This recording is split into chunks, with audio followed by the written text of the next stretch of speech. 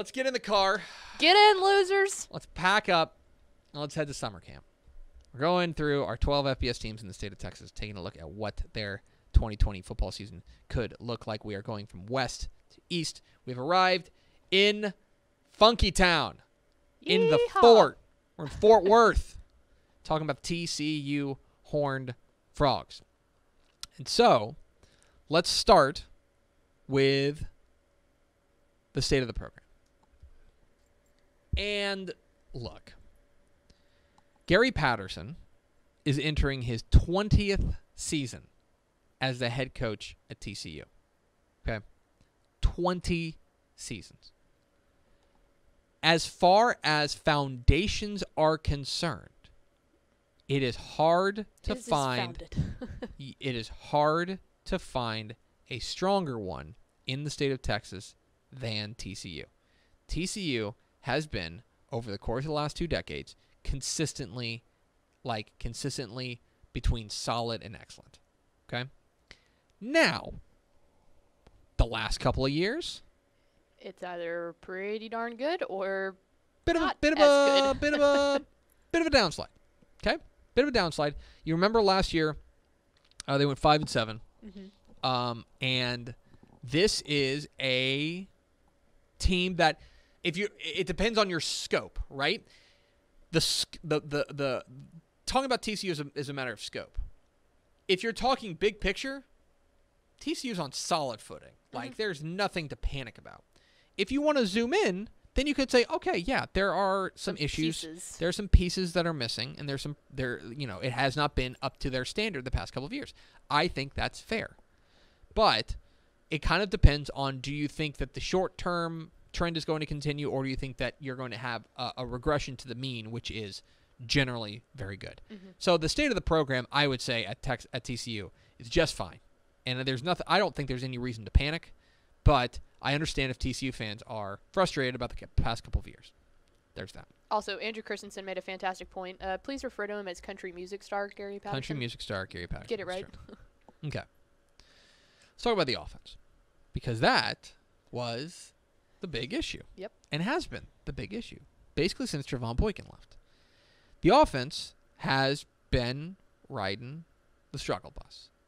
And we don't, and a big reason why, look, plain and simple, a big reason why is that they do not have a quarterback.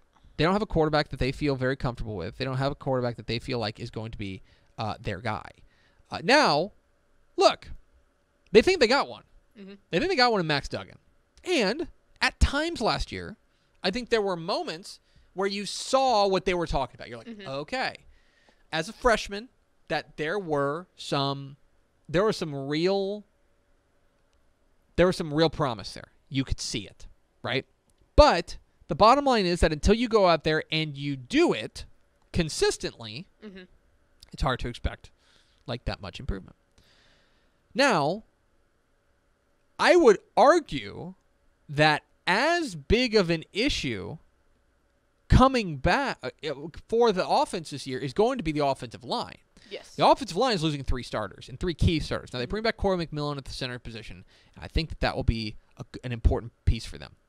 But that offensive line has some holes to fill. Furthermore, and I hate to keep crapping on the TCU offense, furthermore, the receivers are going to need an overhaul. Okay? They are losing a lot of key pieces, including Jalen Reagor. Jalen Reagor is gone, and he was by far their best weapon last year. Absolutely. Like, no doubt about it. And so they've got some pieces that I like. I like the tight end Pro Wells. Trevalance Hunt from Texarkana. They have very high hopes, and understandably so, for Tay Barber. They've got some pieces there. But that's still a bit of an unknown, at least from a number 1 position. If they do have a spot that I'm super bullish on them, it is at the running back spot. Suddenly, TCU has Oklahoma State has Chuba Hubbard, right? They have the number 1 guy. But if you're talking about a stable of running backs and both top-end talent and depth, It's going to be hard to top TCU. Okay? They've got DeMarque Foster, who we're crazy about. They've got Darwin Barlow, who was among the best players in the class of 2019. They've got them. They're adding in Zach Evans. They're adding in Zach Evans. This is a super high ceiling stable of running backs that suddenly could be really, really potent. That is my question, is can they put it all together? That's a lot of question marks for an offense that was not good last year, but you can see the answers for them. Right. And if they are answered in the affirmative, suddenly you could see that leap. And I think that offensive line is quite literally the biggest key piece that needs to come, because you're going to have Duggan that at least has a year of experience under his belt, and with that core of running backs that can do something. If that offensive line can figure it out in the first few weeks, well, and the other, it could all come together. There's also a lot of changes that have happened on the sideline or in the booth, so to speak. They kept Sonny Cumbie, but they're bringing back Doug Meacham. And if you remember, under Trevon Boykin, when they were having their best years, it was the Meacham and Cumbie combo platter. Yes. They are also adding in Jerry Kill. Jerry Kill, the former Minnesota head coach, who is I think they're like he and Patterson are like best friends. Yeah, they're like super good buddies. Wasn't he in one of the weddings? Yeah, he was in his wedding, I think. I think he was like his best man at his wedding or something. Yeah. It's crazy. But anyway, Jerry Kill is now more or less like he's an off-field assistant, but in many ways, it's kind of like he's like the head coach of offense. Yeah. There's like a lot of moving parts there. If they can all settle in, it's easy to see this TCU offense taking not only a step, but maybe a leap. So there's that. Let's break down the defense. The defense, rightfully so, has a reputation for being one of the best in the Big 12. Yes. Last year, I think that there were times where they disappointed, right? Especially when you're talking about a game against SMU. I think they disappointed against them. But overall, the defense, I would say, was not the problem last year. No. And now you take a look at the defense, and I'll tell you that they look like those vintage Gary Patterson defenses, at least where the strengths are aligned.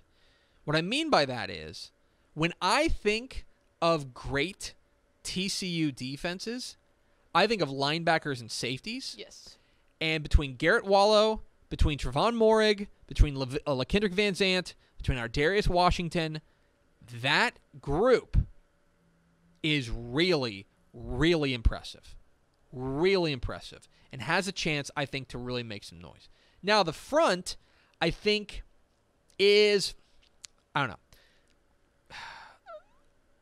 The defensive tackles I like. I like Corey Bethley a lot. I think that I'm actually pretty high on Terrell Cooper as well. The ends are a bit of a mystery. The rush ends are a bit of a mystery. And I want to see them take that step forward. But everywhere else, there's a lot to like about this TCU defense. And there's plenty of reason to believe that it'll be a return to form for that TCU defense. Especially because, again, and maybe I'm just like, I just have,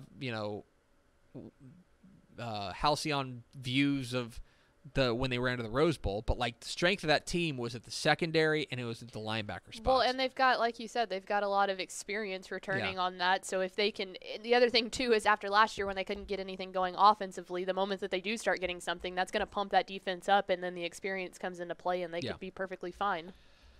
So let's talk about breakout player. My breakout player, I'm going to go with an offensive lineman. All right. I know. I was going to go with Zach Evans. I know you thought I was going to go with Zach Evans. I think it's Garrett Hayes, the freshman from Athens.